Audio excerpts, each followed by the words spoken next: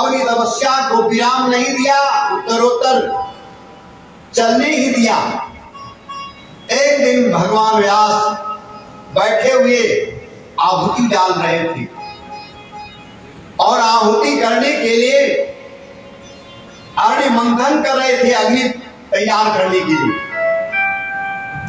अचानक घृताची नाम की अप्सरा सामने आकर के घूमने लगी।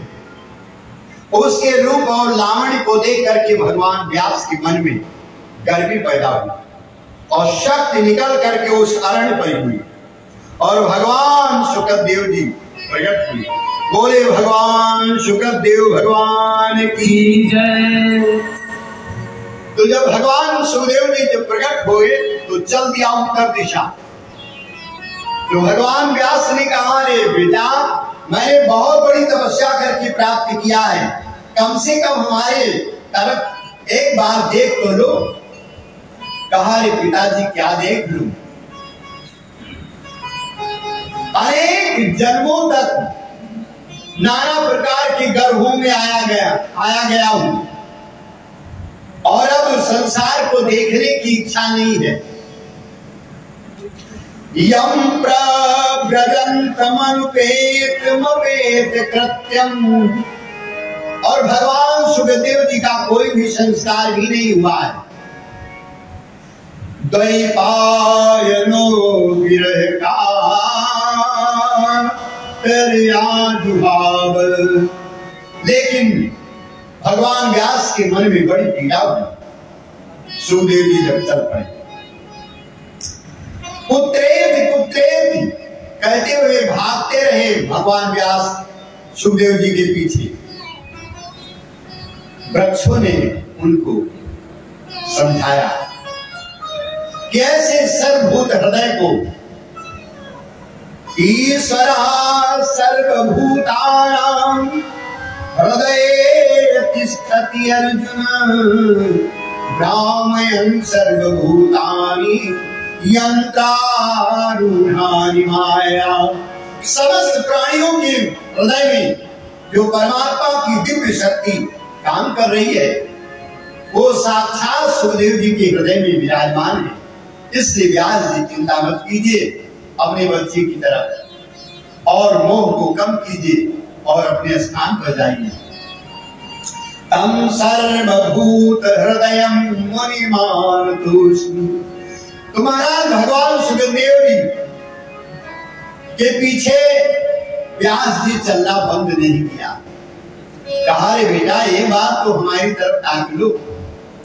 कहा, नहीं पिताजी, कई जन्मों से तो ताकता ही रहा हूं, लेकिन ये आगमन का चक्कर नहीं छूटा, इसलिए हमारी इच्छा अब नहीं हो रही है। जब भगवान व्यास कई बार भगवान सुखदेव जी से कहा तो सुखदेव जी महाराज ने कहा, एक प्रश्न मैं करता हूं, उसका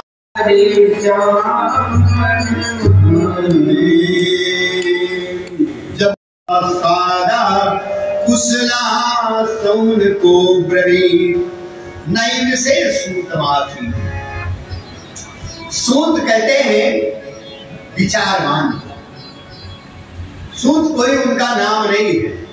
विचारमान जैसे कोई सज्जन आदमी है तो कहा, रे भाई ये साधु पुरुष है, तो साधु कोई नाम थोड़े, उनके गुण जो हैं इसलिए उनका नाम साधु रखा गया। विचारमान है इसलिए उनको सूत कहा गया। सूत माने सूक्ष्मदर्शी, विचारमान, शास्त्र की गहराइयों में बैठ करके उसका जो गुण है, उसका जो प्रकाश है, उसका जो धर्म है, वो समस्त लोगों में बांटना, उनको कहते हैं सूत।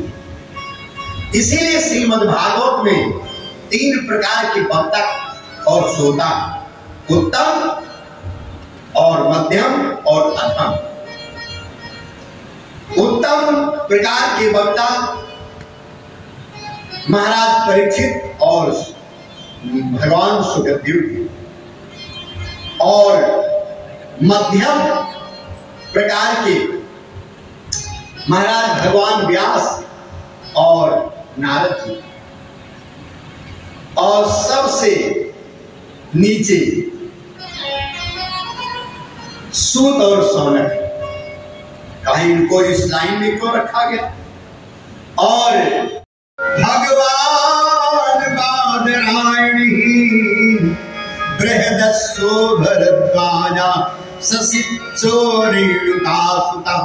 कितने महान लोग वहां पर आए उस सभा में, और उन्हीं के बीच में महाराज भीष्म पितामह आज धर्म का उपदेश करने जा रहे हैं, धर्म का सार कहने जा रहे हैं। तो सभी महात्माओं ने सोचा कि धर्म तो सभी चीजों का सार है, साधनाओं का। ये धर्म का सार क्या कहेंगे भगवान महाराज श्री भीष्म पितामह? तो आदेश लाइन में सभी लोगों के मन और मस्तिष्क को अपनी तरफ खींचा। श्रूयताम धर्म सर्वस्व अश्रुत्वा चाप्यवधार्यताम। श्रूयताम धर्म सर्वस्व, आज मैं धर्म का सर्वस्व कहने जा रहा हूं। श्रूयताम धर्म सर्वस्व अश्रुत्वा चाप्यवधार्यताम। सुन करके अवधारण करो, हृदय में धारण करो। तो इतने में तो सभी लोगों का मन मस्तिष्क महाराज भीष्म पितामह की तरफ लग गया। लेकिन नीचे वाली जो वाली बोले महाराज भीष्म पितामह, आत्मनः प्रतिकूलानि परेशान न समाचरेत्। अपनी आत्मा के अनुकूल जो कार्य हो दूसरे के साथ में करो, जो अपनी आत्मा के प्रतिकूल हो दूसरे के साथ में न करो। ये धर्म का सार है। तो कहने का मतलब है कि यह है दिव्य मंगलमय चरित्र भगवान सुखदेव जी के द्वारा गाया गया है, जिसका प्रारंभ जिनके शिष्य महाराज सूत जी ने आज शौनक 88,000 ऋषियों का प्रतिनिधित्व करते हुए नैमिषारण्य में बैठे हुए, उस पावन धरा पर बैठे हुए हैं जहां पर जो कलयुग का सबसे महान तीर्थ है, चार युग का